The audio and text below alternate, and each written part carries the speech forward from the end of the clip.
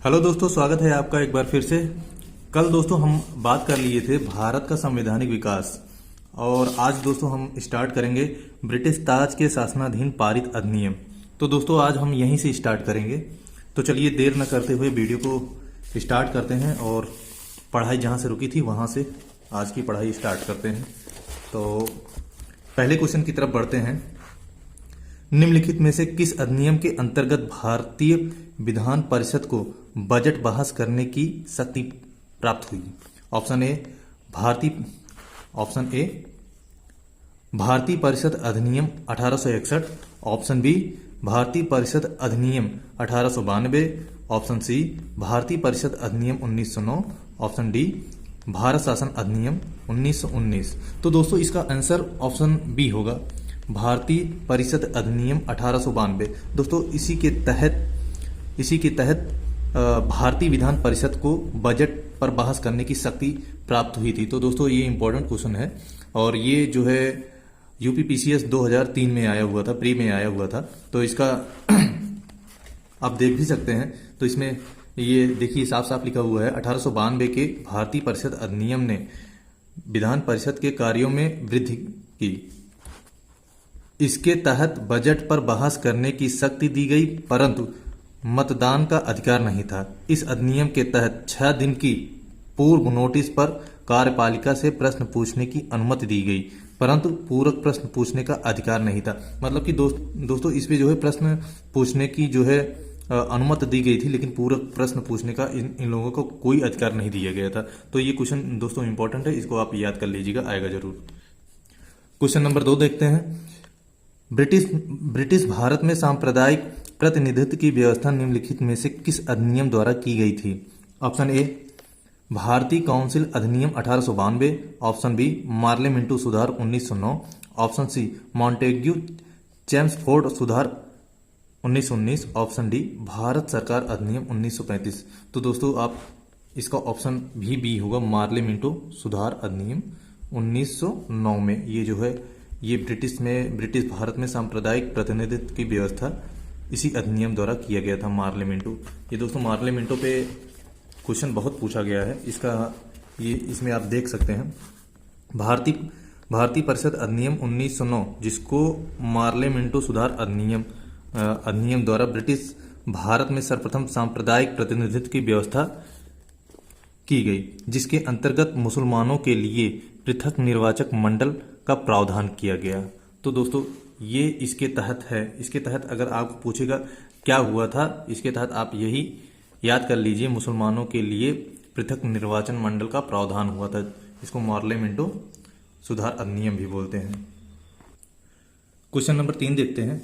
निम्नलिखित में से किस एक अधिनियम द्वारा भारत में संघीय न्यायालय की स्थापना की गई थी? ऑप्शन ए भारतीय परिषद अधिनियम 1861 द्वारा, भारत सरकार अधिनियम 1909, भारत सरकार अधिनियम 1919, उपर्युक्त में से कोई नहीं।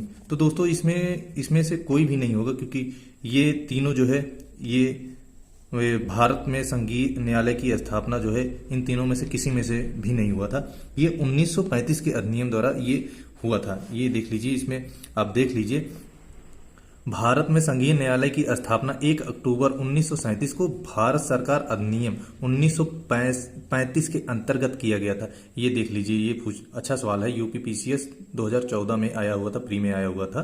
तो इसमें दिया गया है, इसके प्रथम मुख्य न्यायाधीश सर मॉरिस ग्वेयर थे। ये पूछ सकता है ये क्वेश्चन जो है, मुख्य न्यायाधीश कौन थे? सर मॉरिस ग्वेयर थे। जैसा कि इसमें दिया है, उपर्युक्त में से कोई भी विकल्प 1935 नहीं था, तो इसलिए ऑप्शन नंबर डी सही होगा। तो आप इसको याद रखिएगा, ठीक है। तो क्वेश्चन नंबर 4 देखते हैं। भारत का संघीय न्यायालय निम्नलिखित में से किस वर्ष में स्थापित किया गया था? अभी आया था, 1937 में स्थापित किया गया था। कौन से अधिनियम के अंतर्गत? 1935 के, भारत सरकार अधिनियम 1935 के अंतर्गत। अभी आपको ये यहाँ पे आपको हमने बताया था। तो ये छोटी छोटी चीजें हैं, आप इसको ध्यान में रखिए। और ये भी यूपीपीसीएस मेंस में 2015 में आया हुआ था। तो सारे के सारे क्वेश्चन दोस्तों इंपॉर्टेंट है। तो इसमें जितना भी आप पढ़ रहे हैं सब के सब इंपॉर्टेंट है। तो 5 देख लेते हैं केंद्र में द्वैध शासन किस अधिनियम के अंतर्गत स्थापित किया गया था? ऑप्शन ए है 1909 के अधिनियम द्वारा। ऑप्शन बी है भारत सरकार अधिनियम 1919। ऑप्शन सी भारत सरकार अधिनियम 1935। ऑप्शन डी भारत स्वतंत्रता अधिनियम 1947। तो ऑप्शन सी इसमें सही होगा, भारत सरकार अधिनियम 1935। केंद्र में द्वैध शासन भारत सरकार अधिनियम 1935 के अंतर्गत स्थापित किया गया था। ठीक है दोस्तों, तो चलिए अब अगले क्वेश्चन की तरफ देख लेते हैं। क्वेश्चन नंबर 6 देखते हैं। निम्नलिखित में से किस अधिनियम ने केंद्र में द्वैध शासन प्रणाली को स्थापित किया? ऑप्शन ए भारत शासन अधिनियम 1935, भारत शासन अधिनियम 1919, भारत परिषद अधिनियम 1909। ऑप्शन डी भारत परिषद अधिनियम 1892। इसमें हो जाएगा ऑप्शन ए भारत शासन अधिनियम 1935। अभी ये पिछले ही क्वेश्चन में हमने आपको बताया था। तो दोस्तों क्वेश्चन बार बार रिपीट हो रहे हैं, इसका मतलब बार बार आया हुआ है। यूपी पीसीएस आरआई में जो भी 2014 में ये भी हुआ था। तो दोस्तों सारे के सारे क्वेश्चन इंपॉर्टेंट है और सारे के सारे क्वेश्चन आप ध्यान से देखिए। क्वेश्चन नंबर 7 देख लेते हैं। 1919 से 19 के भारत शासन अधिनियम की निम्नलिखित में से कौन सी प्रमुख विशेषताएं हैं? पहला है प्रांतों की कार्यकारिणी सरकार में द्वैध शासन की व्यवस्था। दूसरा है मुसलमानों के लिए पृथक सांप्रदायिक निर्वाचक मंडलों की व्यवस्था। तीसरा है केंद्र द्वारा प्रांतों को विधायिनी शक्ति का हस्तांतरण। अब इसमें ऑप्शन दिया है, कौन सा ऑप्शन सही होगा? ऑप्शन ए केवल 1, ऑप्शन बी केवल 2 और 3, ऑप्शन सी केवल 1 और 3, ऑप्शन डी 1, 2, 3। इसमें दोस्तों ऑप्शन सी सही हो जाएगा, 1 और 3। ये 1919 भारत शासन अधिनियम के अंतर्गत पूछ रहा है कौन कौन सा सही है। ऑप्शन ए में आप देख रहे हैं, ये इसके अंतर्गत पहला ही होगा। प्रांतों की कार्यकारिणी सरकार में द्वैध शासन की व्यवस्था है, ये 1919 के अंतर्गत आया था। और तीसरा है केंद्र द्वारा प्रांतों को विधायिनी शक्ति का हस्तांतरण, ये भी 1919 के अंतर्गत आया था। लेकिन ये जो दूसरा है मुसलमानों के लिए पृथक सांप्रदायिक निर्वाचक मंडलों की जो व्यवस्था है, ये 1909 के अंतर्गत आया था, जिसको हम पार्लियामेंटू सुधार अधिनियम बोलते हैं। ठीक है, ये दूसरा जो है 1909 के अंतर्गत आया था, जिसको हम पार्लियामेंटू सुधार अधिनियम बोलते हैं। तो दोस्तों क्वेश्चन नंबर 8 की तरफ बढ़ते हैं। भारतीय विधान पालिका प्रथम बार द्विसदनी बनाई गई, कब बनाई गई? पहला है 1892 के भारतीय काउंसिल एक्ट द्वारा। दूसरा है 1909 के भारतीय काउंसिल एक्ट द्वारा। तीसरा है 1919 के भारत सरकार अधिनियम द्वारा। ऑप्शन डी है 1935 के भारत सरकार अधिनियम द्वारा। तो दोस्तों आप सबको पता होगा प्रथम बार भारतीय विधान पालिका द्विसदनी बनाया गया था 1919 के अंतर्गत। ठीक है, ये जो है 1919 के अंतर्गत इसको बनाया गया था। तो दोस्तों सारे के सारे क्वेश्चन आप देख रहे हैं, बार बार दोहराया गया है और ये बार बार आया हुआ है। तो इसका थोड़ा सा डिटेल भी दिया हुआ है, हम डिटेल भी पढ़ के आपको बता दे रहे हैं। लिखा है 1919 के भारत सरकार अधिनियम द्वारा केंद्र में द्विसदनी विधान पालिका की स्थापना की गई।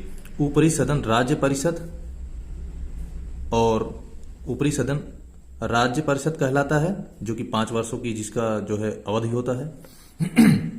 तथा इस अधिनियम की धारा 18 के तहत इसके 60 सदस्यों में से अधिकतम 20 सदस्य सरकारी हो सकते हैं। निचला सदन केंद्रीय विधानसभा यानी कि सेंट्रल लेजिस्लेटिव असेंबली, इसकी अवधि प्रथम बैठक से 3 वर्ष तक होता है। ठीक है, और इसमें लिखा गया है भारत सरकार अधिनियम द्वारा, भारत सरकार अधिनियम 1919 की धारा 19 के तहत इसमें मूलतः 140 सदस्यों का प्रावधान था, जिसमें से 100 निर्वाचित तथा 40 मनोनीत, जिसमें से अधिकतम 26 सरकारी होने चाहिए।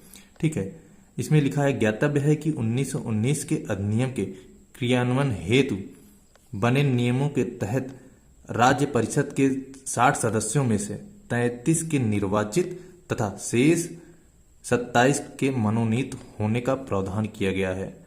ठीक है, जबकि केंद्रीय विधानसभा के सदस्यों की संख्या बढ़ाकर पहले 143, 102 निर्वाचित प्लस 41 मनोनीत तथा फिर 145 यानी कि 104 निर्वाचित और 41 मनोनीत कर दी गई। उल्लेखनीय है कि दोनों सदनों में मनोनीत सदस्यों में से एक एक बार, इसमें लिखा है गलत है, एक बार से निर्वाचित होने वाले सदस्य भी होते थे, जिन्हें गवर्नर जनरल मनोनीत करता था।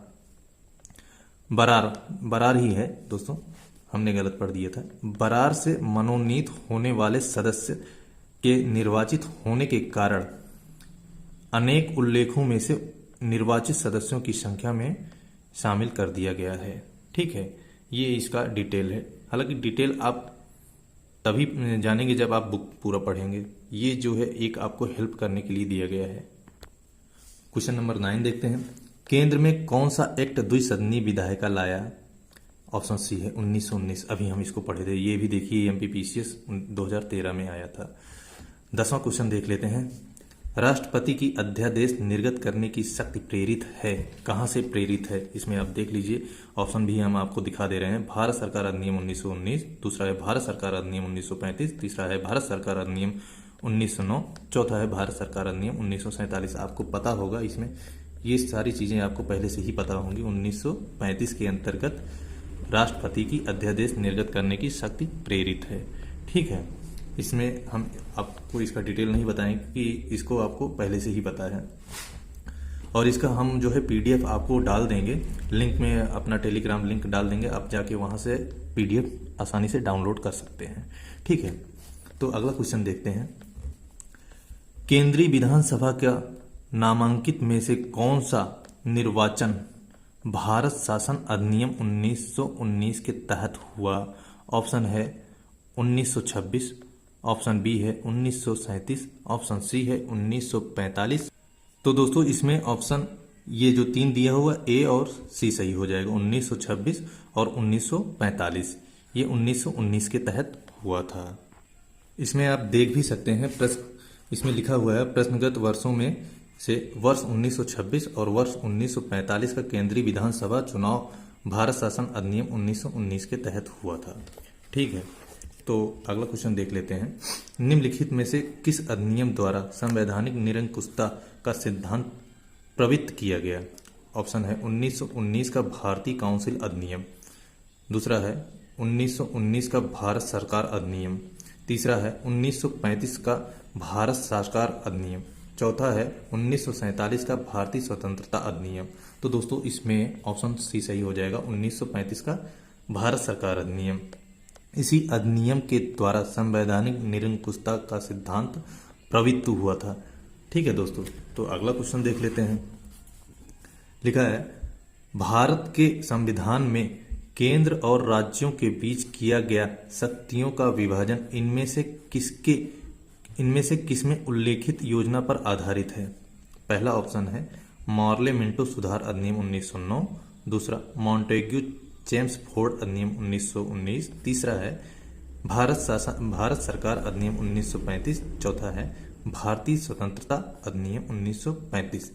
इसका आंसर भी दोस्तों सी हो जाएगा, भारत सरकार अधिनियम 1935। इसी के तहत भारत के संविधान में केंद्र और राज्यों के बीच शक्तियों का विभाजन हुआ था, इसी अधिनियम के द्वारा। ठीक है, तो देखिए दोस्तों ये IAS प्री 2012 में आया हुआ था। ठीक है, तो लग जाइए दोस्तों। यूपीएसआई भी अभी समझ लीजिए आपके लिए गोल्डन चांस है। अभी लॉकडाउन होने की वजह से, कोविड होने की वजह से थोड़ा सा अपने को टाइम मिल गया है रिवीजन करने का। पता है आप लोग पहले से ही तैयार हैं, उसको एक बार और देखिए और अच्छे से तैयार होगा। कहने का मतलब ये है जितना तैयार है उतना ही कम है, जितना आप अपने आप को रगड़ेंगे उतना ही अपना जो है अपने आप को चमकाएंगे। बस मेरा यही इतना है, हम बस आपको याद दिला रहे हैं, बाकी आपको सब कुछ पता है। तो अगले क्वेश्चन की तरफ बढ़ते हैं। अगला क्वेश्चन है निम्न में से एक भारत सरकार अधिनियम 1935 की मुख्य विशेषताओं में से नहीं थी। देख लेते हैं ऑप्शन कौन कौन सा है। इस अधिनियम में अखिल भारतीय महासंघ का प्रावधान था। दूसरा है अवशिष्ट विषय प्रांतीय विधायिकाओं को आवंटित किए गए थे। तीसरा है यह प्रांतीय स्वायत्तता के सूत्रपात का संकेत था। ऑप्शन डी है इसने प्रांतीय स्तर पर द्वैत शासन प्रणाली को समाप्त कर केंद्र में लागू किया। ये पूछ रहा है विशेषताओं में से नहीं था 1935 के, तो इसमें ऑप्शन बी हो जाएगा। ऑप्शन बी यही है, अवशिष्ट विषय प्रांतीय विधायिकाओं को आवंटित किए गए थे। ये गलत है, ये इसकी विशेषता नहीं है। ठीक है, तो क्वेश्चन नंबर 15 देखते हैं। एक संघीय व्यवस्था और केंद्र में द्वैध शासन भारत में लागू किया गया था। अभी ये क्वेश्चन आया था 1935 के अधिनियम द्वारा। दोस्तों सारे के सारे क्वेश्चन वही हैं, बस घुमा फिरा के पूछ रहा है, कई तरीके से पूछ रहा है, बस यही है। आप अगर रिवीजन किए रहेंगे, बार बार रिवीजन किए रहेंगे, तो ही आप इस क्वेश्चन को आसानी से कर पाएंगे। अदरवाइज एक बार पढ़ने से तो हमको नहीं लगता है कि ये सारे क्वेश्चन आपको आएंगे। बस यही होगा, आपको कंफ्यूजन में डाल देंगे, आप कंफ्यूज हो जाएंगे। तो चलिए, हमारा बस काम है पढ़ाने का, डराने का काम नहीं है, बस याद दिला रहे हैं ताकि आप लग जाइए अगर अभी भी नहीं लगे हुए हैं तो। 16 देख लेते हैं। अखिल भारतीय महासंघ स्थापित करने का प्रावधान शामिल किया गया था। ऑप्शन है भारत सरकार अधिनियम 1935 में, अगस्त प्रस्ताव 1940 में, भारत सरकार अधिनियम 1919 में, कैबिनेट मिशन का प्रस्ताव 1946 में। ठीक है दोस्तों, तो इसमें ऑप्शन ए हो जाएगा, भारत सरकार अधिनियम 1935 में। यही जो है अखिल भारतीय महासंघ स्थापित करने का प्रावधान शामिल किया गया था इसी अधिनियम के तहत। ठीक है, तो अगले क्वेश्चन की तरफ बढ़ते हैं। क्वेश्चन नंबर 17 देखते हैं। निम्नलिखित में से किस एक अधिनियम ने भारत में संघीय शासन की व्यवस्था दी थी? ऑप्शन देख लेते हैं। भारत सरकार अधिनियम 1909, भारत सरकार अधिनियम 1919, ऑप्शन सी भारत सरकार अधिनियम 1935, ऑप्शन डी भारत स्वाधीनता अधिनियम 1947। तो दोस्तों इसका भी वही आंसर होगा, भारत सरकार अधिनियम 1935। दोस्तों हमको चारों ऑप्शन हम आपको इसलिए बताते हैं ताकि आपको कंफ्यूजन न हो जो है ऑप्शन में। ऑप्शन इसीलिए बताया जाता ताकि आप जो है सारे के सारे ऑप्शन पढ़ें और उनमें जो भी आपको कंफ्यूजन करने वाले पॉइंट हैं उसको आप दूर कर सकें। तो इसीलिए होता है, आप इसको बार बार पढ़िए और बार बार जो है रिवाइज कीजिए। ठीक है, अगला क्वेश्चन देखते हैं। 1935 के अधिनियम द्वारा स्थापित संघ में अवशेष शक्तियां किसको दी गई थी? ऑप्शन ए है संघीय विधान पालिका को, ऑप्शन बी है प्रांतीय विधान मंडल को, ऑप्शन सी गवर्नर जनरल को, ऑप्शन डी प्रांतीय गवर्नरों को। दोस्तों ये यूपीपीसीएस मेंस में 2008 में आया था और ये आईएएस प्री में 2018 में आया था। तो दोस्तों समझ लीजिए कौन से लेवल का क्वेश्चन हो रहा है यहाँ पे। इसका आंसर हो जाएगा गवर्नर जनरल को। 1935 के अधिनियम द्वारा स्थापित संघ में अवशेष शक्तियां गवर्नर जनरल को दी गई थी। ठीक है, क्वेश्चन नंबर 19 देख लेते हैं। निम्नलिखित में से कौन सा एक भारत शासन अधिनियम 1935 में स्वीकार किया गया महत्वपूर्ण और अस्थायी अवयव नहीं है? ऑप्शन देख लीजिए, ध्यान से देखिए। ऑप्शन देश के लिए लिखित संविधान, ऑप्शन बी है विधानमंडल के लिए निर्वाचित एवं जवाबदेह प्रतिनिधि, ऑप्शन सी एक संघ की योजना पर विचार, ऑप्शन डी विधानमंडल के लिए सरकारी सदस्यों का समवाचित किया जाना। इसका आंसर दोस्तों ऑप्शन ए होगा, देश के लिए लिखित संविधान। ये जो है अस्थायी अवयव नहीं था। तो इसका थोड़ा डिटेल भी देख लेते हैं। डिटेल में है भारत शासन अधिनियम 1935 में देश के लिए लिखित संविधान का प्रावधान नहीं था, यानी कि उल्लेख नहीं था 1935 में। ठीक है, लिखा है भारत के लिए संविधान का सर्वप्रथम उल्लेख क्रिप्स मिशन द्वारा किया गया था। अन्य जो इसमें 3 विकल्प हैं ये 1935 में समाहित थे। ठीक है, उस समय जो है लिखित संविधान का प्रावधान नहीं था। अगला क्वेश्चन देख लेते हैं, क्वेश्चन नंबर 20। 1935 का गवर्नमेंट ऑफ इंडिया एक्ट क्यों महत्वपूर्ण है? ठीक है, इसका ऑप्शन भी देख लेते हैं। यह भारतीय संविधान का प्रमुख स्रोत है, ऑप्शन बी है इसके द्वारा भारत को स्वतंत्रता मिली, ऑप्शन सी इसमें भारत विभाजित उल्लेखित है, ऑप्शन डी इसके द्वारा रियासतें समाप्त हुई। तो दोस्तों ये सबको पता है, यह भारतीय संविधान का प्रमुख स्रोत है। 1935 का गवर्नमेंट ऑफ इंडिया एक्ट भारतीय संविधान का प्रमुख स्रोत है, इसीलिए यह महत्वपूर्ण है। ठीक है, इसका हम आपको डिटेल भी बता दे रहे हैं। इसमें दिया गया है भारत का वर्तमान संवैधानिक ढांचा बहुत कुछ 1935 के भारत शासन अधिनियम पर आधारित है। ठीक है, ध्यान से सुनिएगा।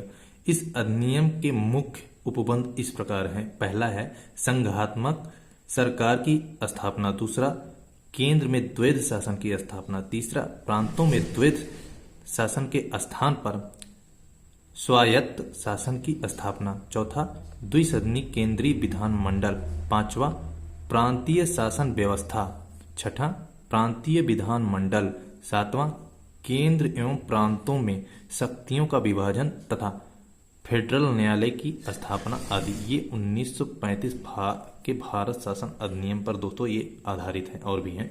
आज का लास्ट क्वेश्चन है,